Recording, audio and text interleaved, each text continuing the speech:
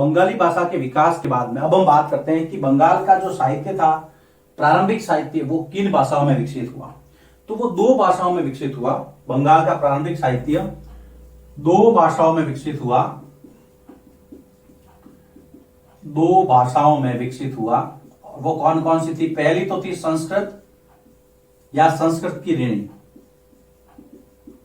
पहली थी संस्कृत या संस्कृत से संबंधित, संस्कृत की ऋणी। दूसरी संस्कृत से स्वतंत्र। तो संस्कृत तथा इसकी ऋणी, इसकी मतलब संस्कृत, जो संस्कृत से भाषाएं निकली थी वो, जिसमें मंगल काव्य थे। मंगल का मतलब होता है शुभ। जब भी कोई साहित्य लिखा जाता तो पहले मंगल काव्य लिखा होता जाता था।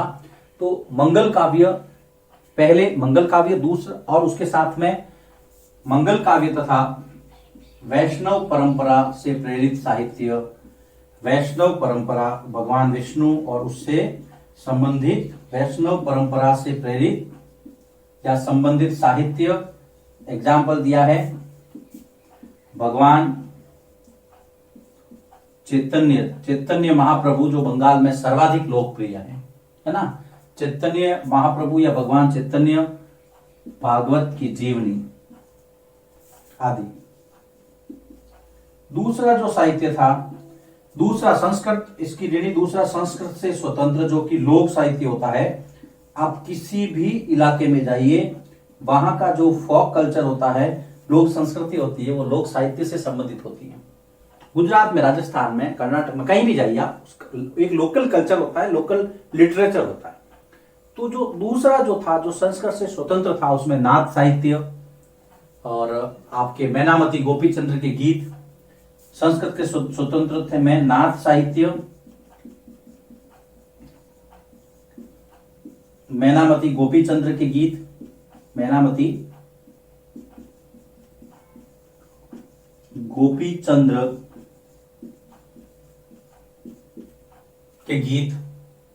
फिर धर्म ठाकुर की पूजा और उससे संबंधित कहानियां,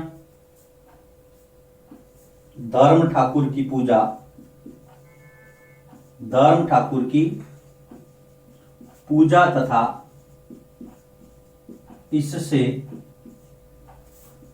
संबंधित कहानियां, ये सब संस्कृत से परे थी, है ना, संस्कृत से स्वतंत्र थी।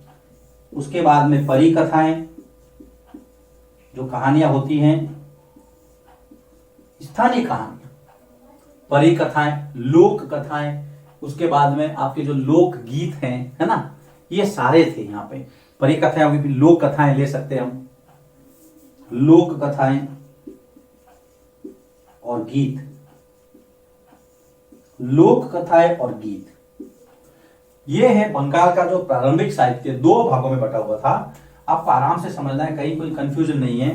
पहला संस्कृत, उससे संबंधित और उसका ऋणी, जिसमें मंगल काव्य और वैष्णव परंपरा से प्रेरित साहित्य, जिसमें भगवान चैतन्य भागवत की जीवनी भी शामिल थी। दूसरा था संस्कृत से अलग, स्वतंत्र, जिसमें नाथ साहित्य, मैनामती गोपीचंद्र के गीत, धर्म ठाकुर से संबंधित कहानियां, परी कथाएं, लोक कथाएं, लोकगीत। ये सारा हर जगह लोक साहित्य होता है, किसी भी क्षेत्र में आप चले जाइए।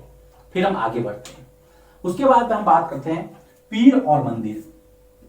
एक नया टॉपिक है, पीर और मंदिर। देखिए, पीर जो है वो एक मुस्लिम संत को यहां पर पीर कहा गया है ना। कई बार हम लोग ऐसे सुनते हैं ना कि हद लिखे सो ओलिया, बेहद लिखे सो पीर, है ना, और हद और बेहद लिखे उसका नाम फकीर। पीर यहां पर इस्लाम की संस्कृति से संबंधित एक संत को कहा गया है कि 16वीं सदी के अंदर, या ध्यान देखिए, हम इसकी भूमिका की तरफ चलते हैं। जब 16वीं सदी शुरुआत हुई, या 16वीं सदी के दौरान, 16वीं सदी में जो लोग थे वो पूर्वी बंगाल से आपके पश्चिमी बंगाल से पूर्वी बंगाल की तरफ डेल्टाई भागों में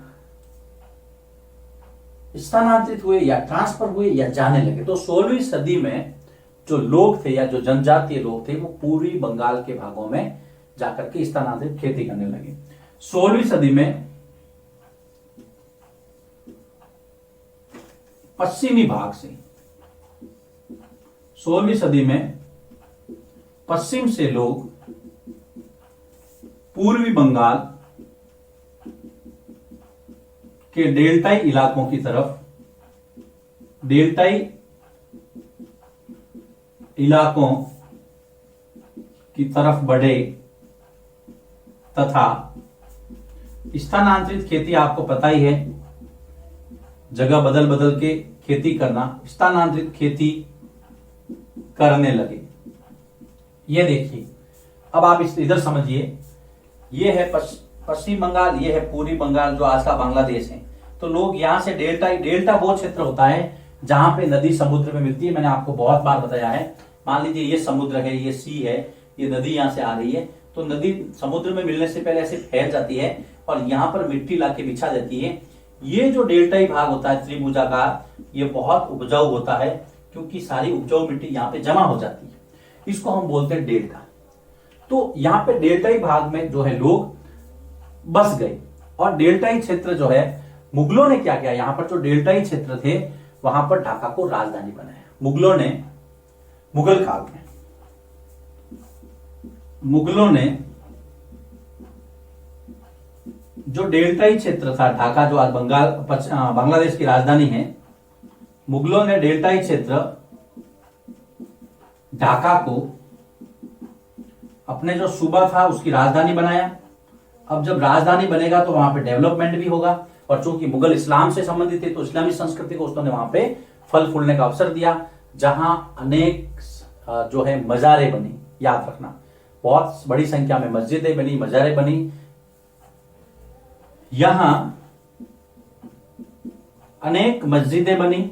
याद रखना, मस्जिद जो है वो इस्लाम का पूजा घर होता है, जहां अनेक मस्जिदें बनी। कुछ नेताओं व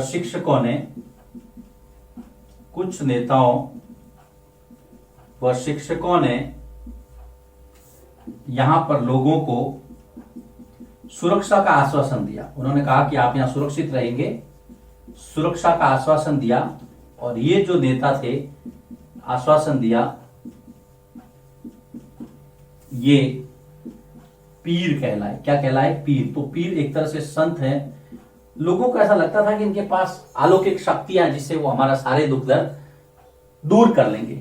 बंगाल में इन पीरों की बहुत बड़ी संख्या में मजारें बनी। तो बंगाल में पीरों की अनेक मजारें हैं। मजार मतलब इनके मरने के बाद में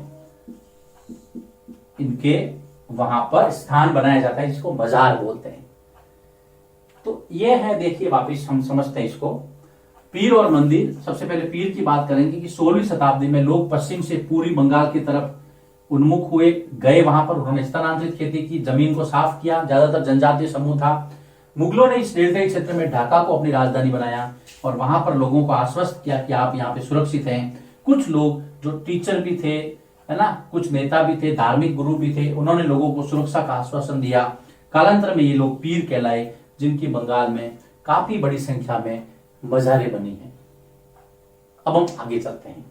अब हम बात करते हैं मंदिर निर्माण की, कि मंदिरों का निर्माण, जो ये पीरों की बात हो गई, मजारों की बात हो गई, कैसे जो है वहां पर पूर्वी बंगाल की तरफ ये लोग उन्मुख हुए। अब हम बात करते हैं मंदिरों की। लिखिए इसको, इसके बाद हम आगे बढ़ते हैं।